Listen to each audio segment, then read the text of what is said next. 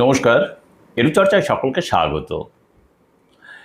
এই মুহূর্তে রাজ্যের নতুন সরকার ক্ষমতায় আসীন এবং এসএসকে এমএসকের শিক্ষকদের মধ্যেও তাদের স্ব স্ব এলাকার যে সমস্ত শাসক দলের বিধায়ক রয়েছেন তাদের পুষ্পস্তবক দিয়ে বরণ করাও চলছে এবং পাশাপাশি তাদের হাতে একটি এসএসকেএমএসকের দাবিপত্রও তুলে দিচ্ছেন। তো এই মুহূর্তে আমি মনে করি এসএসকেএমএসকের সবচেয়ে বড় সমস্যা হচ্ছে যে শিক্ষকদের রিটায়ারমেন্টের পর কিন্তু কোনো একটা পেনশনের ব্যবস্থা নেই। এটা কিন্তু বড় সমস্যা। দ্বিতীয় যে সমস্যা রয়েছে, যে সমস্ত শিক্ষক কর্মরত অবস্থায় মারা গেছেন তারা আদৌ কোনো রিটায়ারমেন্ট বেনিফিট যেটাকে বলি, কারণ তারা তো রিটায়ারমেন্ট বেনিফিট হিসেবে পাবেন না, অর্থাৎ মৃত্যুকালীন ক্ষতিপূরণ হিসেবে যে রিটায়ারমেন্ট বেনিফিট হিসেবে যে টাকাটি দেয়া হয় সেই টাকাটি পাবেন কি না তারা জানেন না।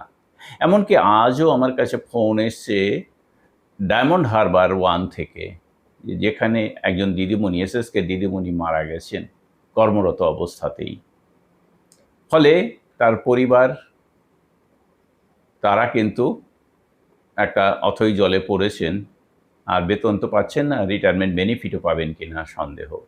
তা এই পরিস্থিতি। আরেকটি পরিস্থিতি হচ্ছে যে রিটায়ারমেন্ট বেনিফিট 2 বছর, প্রায় পৌনে 2 বছর পর গত 24শে সেপ্টেম্বর পর্যন্ত সকলে পেয়েছেন, কিন্তু কেউ পাননি। এটা নিয়ে কিন্তু শিক্ষক নেতৃত্বদের উদ্যোগ আমি খুব কম দেখতে পাচ্ছি।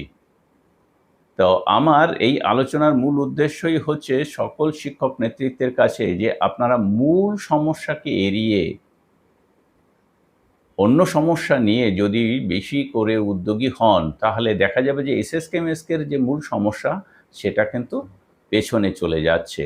মূল সমস্যা হচ্ছে এই তিনটি, যে রিটায়ারমেন্ট বেনিফিটটা খুব দ্রুত পাওয়া এবং ডেথ বেনিফিটটাও যেন নিশ্চিন্ত হয় যে হ্যাঁ পাওয়া যাবে। আরেকটি হচ্ছে অবসরের পর যেন একটি পেনশনই বলি বা বৃদ্ধ ভাতাই বলি সেটা নিশ্চিত হয়, অথবা তার পরিবর্তে অন্তত কমপক্ষে 10 লাখ টাকা যদি রিটায়ারমেন্ট বেনিফিট পাওয়া যায় তাহলেও অনেকটা সুবিধা হয়। এই যে আমি কটি বললাম এটি কিন্তু এসএসকেএমএসকে শিক্ষকদের সবচাইতে বড় সমস্যা এবং বড় দাবি হওয়া উচিত। সকলকে এই কথাগুলো জানানো উচিত যে এসএসকেএমএসকে কোন সমস্যার মধ্যে পড়ে রয়েছে।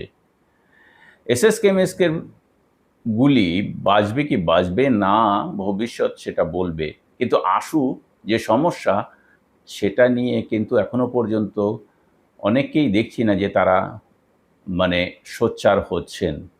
তা আমি আবার আবেদন রাখছি, আপনারা এই বিষয়টি নিয়েই একটু বেশি করে সোচ্চার হন, তাহলে এসএসকেএমএসকে শিক্ষকগুলি অন্তত বাঁচবে আপনার রিটায়ারমেন্ট।